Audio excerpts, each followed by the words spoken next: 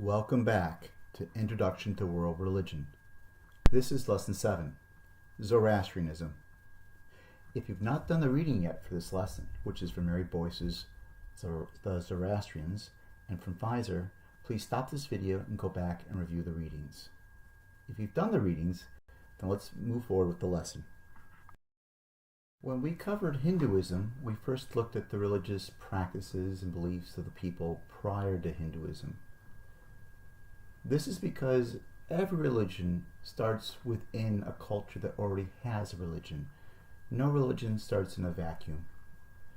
Likewise, when we're studying Zoroastrianism, it's important for us to look at what was present prior to Zoroastrianism. The people and the practices there prior to Zoroastrianism have often been referred to as the Proto-Indo-Iranians. These early Indo-Iranians were polytheistic. They believed in many gods. There were the Huras, the gods of light, the lords, and the nature gods. In particular, it's good to look at Mithra and Varuna, who were present early on in the Proto-Indo-Iranian culture. These were the gods over loyalty and order that also are present in the Vedic system, as well as in Greek and Roman cosmologies. But what was particularly important in looking at the birth of Zoroastrianism is the way in which the Indo-Iranians understood and applied justice. According to different sources that we find in the Vedic scriptures and the Avesta, we find that the Proto-Indo-Iranians were very harsh when it came to deciding upon a person's guilt or innocence. We learn in Mary Boyce's book on page 8 that breaking your word would require that you have to submit to an ordeal by water if this was an oath that was in question, or fire if it was a covenant. And it's described that in one case, for water, the accused man had to submerge himself, holding the thighs of a man standing upright. And as the man went under the water, he needed to utter the words, quote, "Through truth protect me, Varuna," end quote.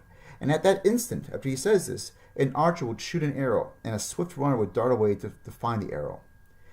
And if the runner returned and the accused was still alive under the water, then Varuna, the Lord of the Oath, was held to have spared him and deemed him to be worthy of living. If he died, he was guilty. Ordeals by fire consisted of making the accused person run along a narrow gap between two blazing piles of wood. And Mithra, the Lord of the Covenant, would decide on declaring this person's innocence based upon whether or not you were burned and how burned you were. Indo-Iranians believed that when you died, only warriors would be able to be judged and go into heaven. Children and women were not even considered worthy of such judgment. This justice system troubled many, especially Zarathustra, who decided to create a new religion, one that for him spoke to what the universe was about, and came about largely through a revelation that he had.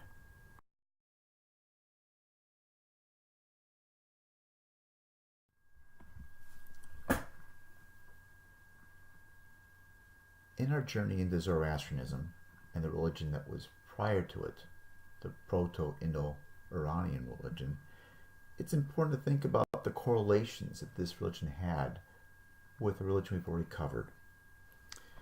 The divine heroes for the Indo-Iranians were the Ahuras, the lords, the gods that were part of their polytheistic view. And of these gods, there was also Hauma, which was a god, but also an elixir that one could drink that granted people strength and immortality. Opposed to these divine heroes were the lords of disorder, the Daivas, and the leader of the Daivas was Indra.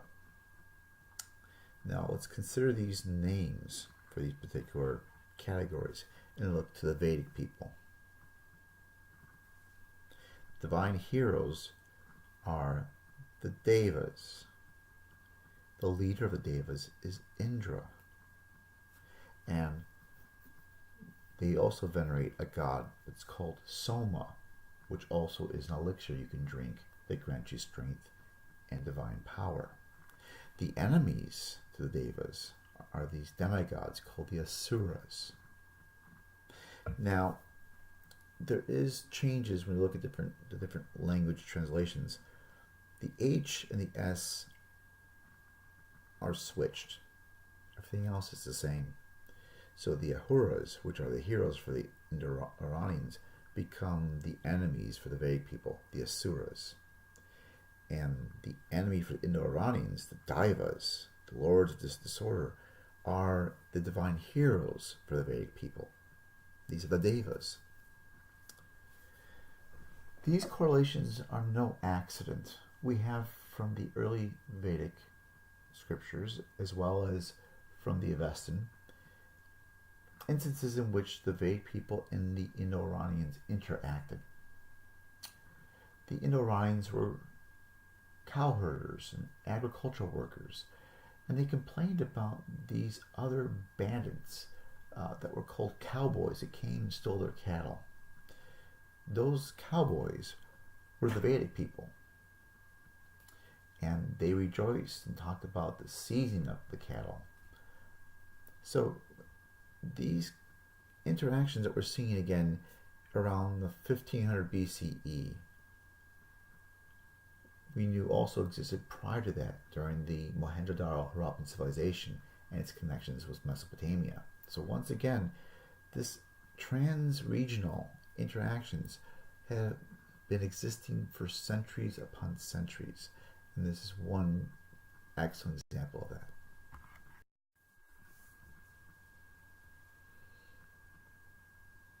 Now, what changed in the region was an important prophet by the name of Zarathustra. Zarathustra is also known by the Greek transliteration of his name, Zoroaster, and this is where we get the name for the religion, Zoroastrianism. Mary Boyce, one of the foremost scholars of Zoroastrianism in English, places Zoroaster around 1200 to 1400 BCE.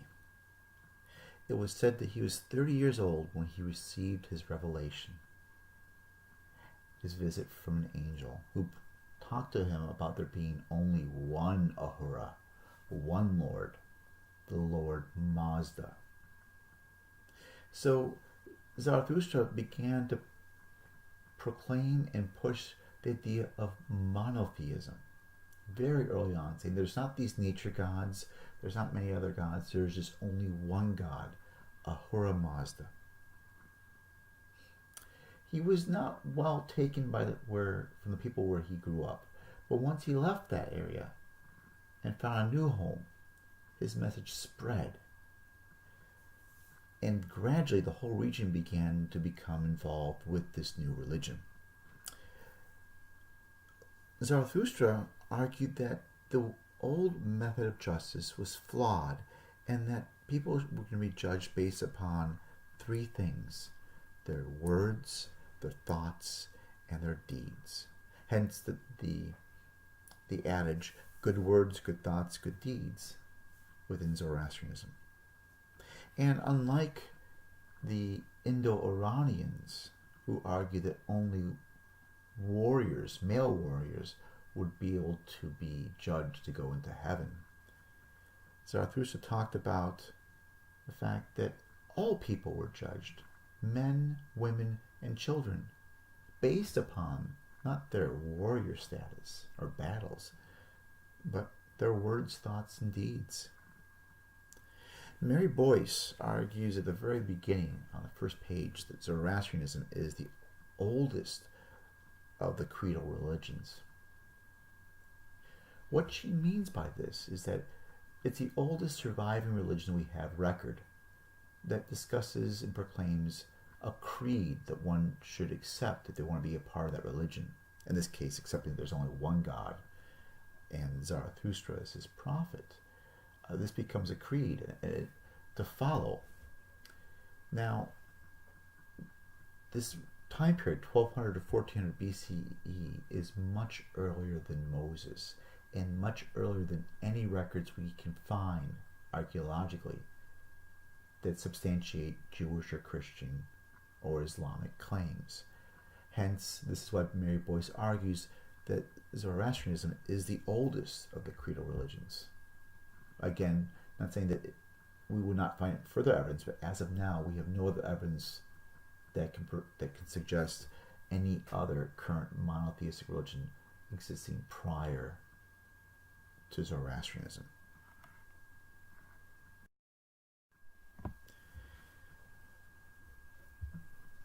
One pronounced theme throughout Zoroastrian scriptures and beliefs is this focus on good versus evil. There's Ahura Mazda we see on the left photo, the Lord Mazda, the god of light, who is the bringer of balance and goodness, who's in an eternal struggle with Angra Mayu, also known as Arman. Arman, or Angra Mayu, is known as the Lord of darkness, of despair, of the bringer of deceit and lies. And what we see also in these descriptions of Ahura Mazda and Angra Mayu is this very acutely polarizing view of forces, an absolute good, light, promise, and of honesty, and that which is the absolute opposite, Angra Mayu. Various selections from Pfizer for this lesson, among them the Chinvat Bridge, looking at how ethics are discussed in this text, right? Doing good words, good thoughts, and good deeds would let you pass over a bridge instead of being torn apart by a bridge that's narrow as a knife. The Creation and Millennial selection focuses on, again, this stark duality between Angra Mayu and Ahura Mazda, and how they come about according to Zoroastrians. Then you read about the life of Zarathustra. The prophet, if you notice, is not simply depicted as an ordinary human being, but has cosmic portent on his body and in the timing of his birth. You read of the coming of Saoshant. Saoshant is the Messiah to come. This is about the Zoroastrian end times. There's a lot of similarities between Zoroastrian end times, Christian, Muslim, and Jewish end times, but there are some distinctions. See if you can pick them out. And last, you read about the resurrection of the dead. And so consider, if you can, in the discussion of the resurrection of the dead, what important concepts are being linked to the conception of death within Zoroastrianism. Concepts such as justice, compassion, honesty. Consider these things. What things are being linked to the conception of death?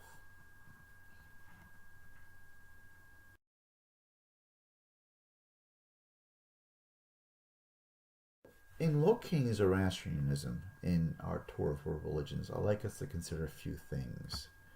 First, what do you think is the ultimate orientation for Zoroastrians?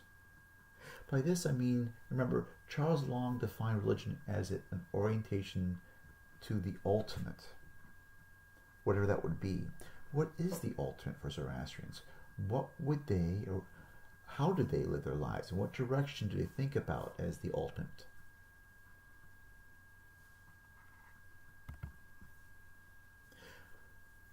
Why do you think the Zoroastrian notion of justice is so important?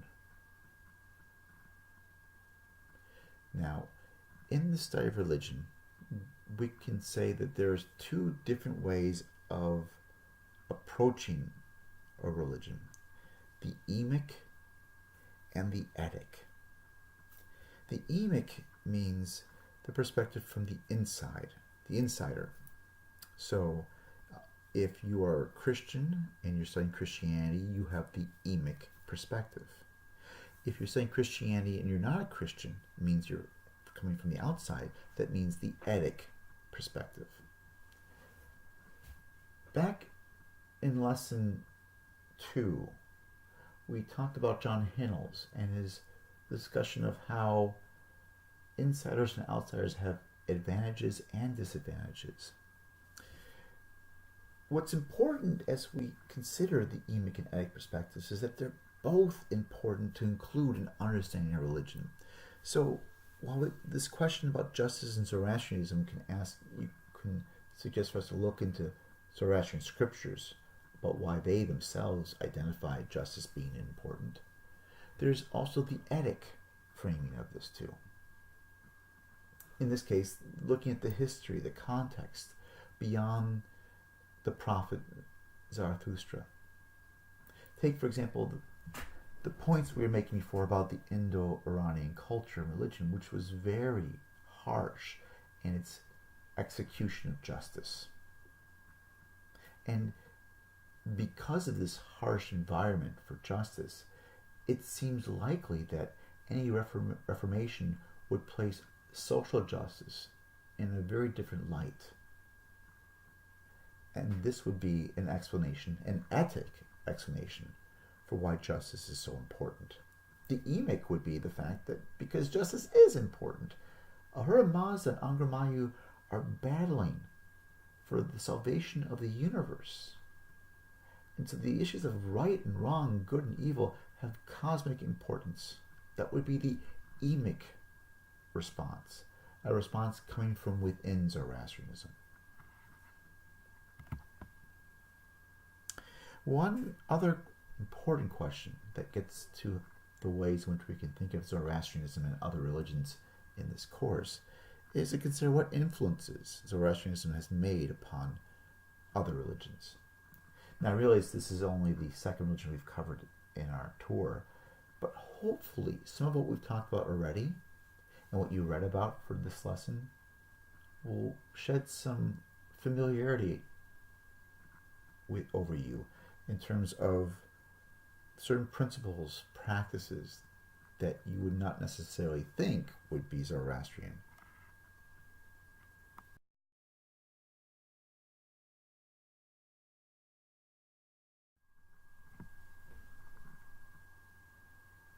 One of the reasons that we're covering Zoroastrianism in this course is because of the impact it's had over other religious traditions. If you recall, we talked about how the Proto-Indo-Iranians had encounters with the Vedic people, and this led to influences on both sides when it came to that concept of fire, like Agni, or water, or Mithra, or Varuna. We also see connections between Zoroastrianism and Abrahamic traditions. We could think within Christianity of the Lord's Prayer, which has a lot of similarities to what we find within Zoroastrianism, or the Christian view of a hell and a devil.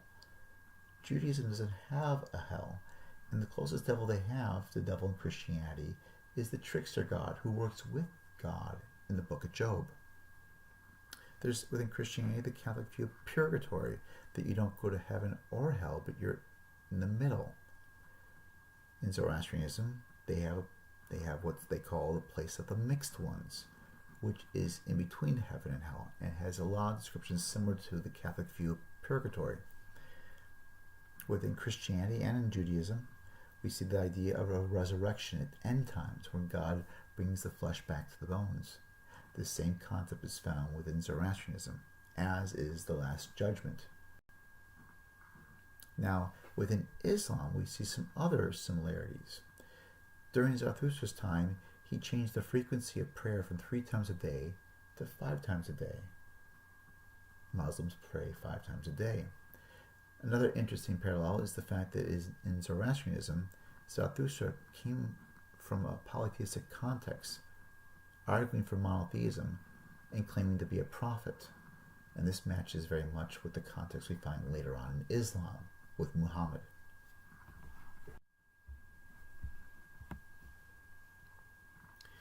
We've covered Indo-Iranians and the early Zoroastrians, but what about Zoroastrians of today?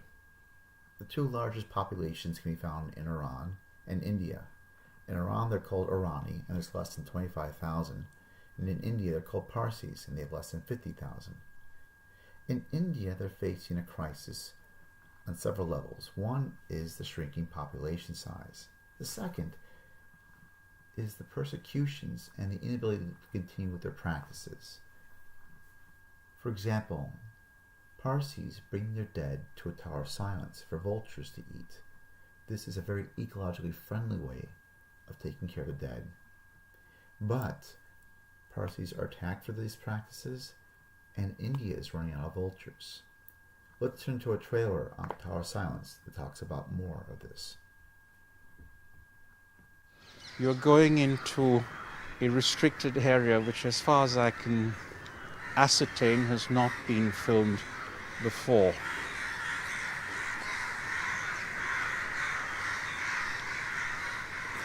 The reason you have this cacophony of crows just now, you think that a body is being brought, and therefore they're all excited. When the body is being devoured by the vultures, the soul feels so comfortable and easy. Nasa has gone out because of the vultures eating, you see. When we have a shortage of vultures, then the problem arises.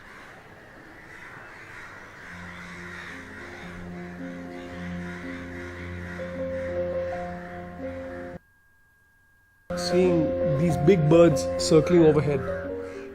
Now we don't see a single one around. They've all completely disappeared. The media has blown this up in a very major way, and this has actually created a fear psychosis. There is no decline in population. Half the controversy arises out of ignorance. You may or may not agree, but the facts are quite open. Parsiana publishes every time in its issue a list of births and a list of deaths. They're disparate. The death rates are higher than the birth rates. So that's mathematics. We are dying out. It's scary. You always wonder whether will we exist as a community, a century from now.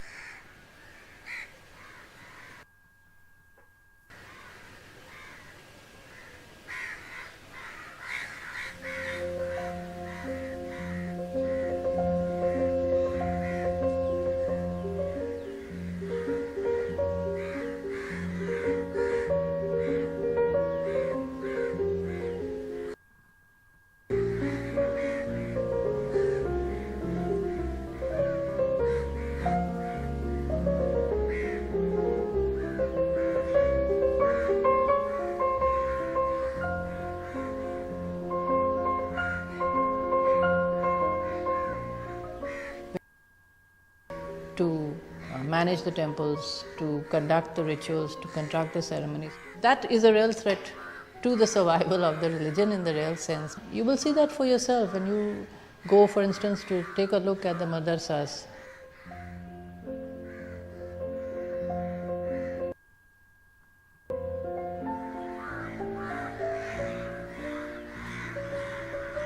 These schools are ensuring the future of the whole community. They have to realize how rich that heritage they are carrying and the legacy they are carrying. That's difficult for a young. They are very small children. It is doubtful whether they will follow that profession. But if all of them are of the right type, who will carry forward the tradition, then the community is safe. One such boy over here who is exceedingly bright. He finished his 7-year course in less than 3 years. And this was indeed a unique thing. My name is Linsha Magol and my age is 10. I am a priest, a senior priest.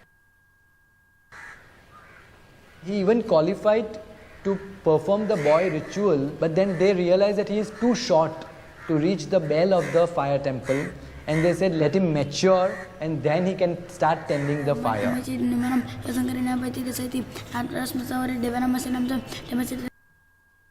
If the child does not actually become a full-time priest, then he's lost. In my full-time job, I want to be an engineer.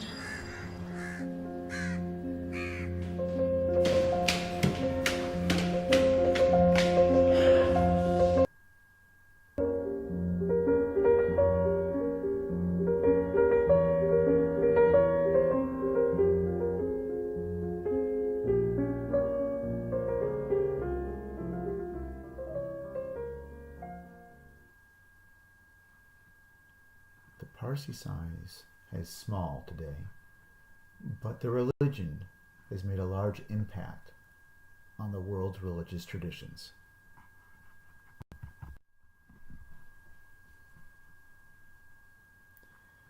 If you've not done so yet, please remember to post 2 questions or comments on Lesson 7's readings, which are from Mary Boyce's The Zoroastrians and sections from Pfizer.